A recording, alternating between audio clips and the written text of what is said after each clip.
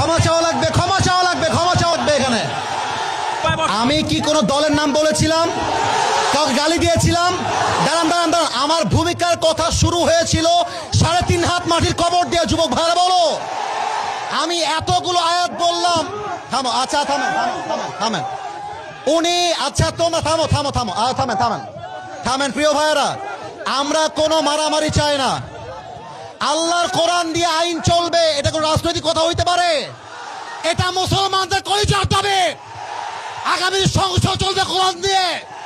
যে বেড়াবাদর পেছন রাখতেও থাকবে না। যুবক ভাইয়েরা আমার, আপনারা বুঝবেন আপনাদের এলাকায়, এটা আমি কিছু বলবো না আজকে। তোমরা আমার সঙ্গে থাকবা তো ইনশাআল্লাহ? তোমরা আমার পক্ষে আছো তো ইনশাআল্লাহ? আবার দেখা হবে না, সুবহানাল্লাহি ওয়া তাওয়াক্কালু ওয়া বাশশিরিল মুমিনিন। ইনশাআল্লাহ দেখা হবে ইনশাআল্লাহ।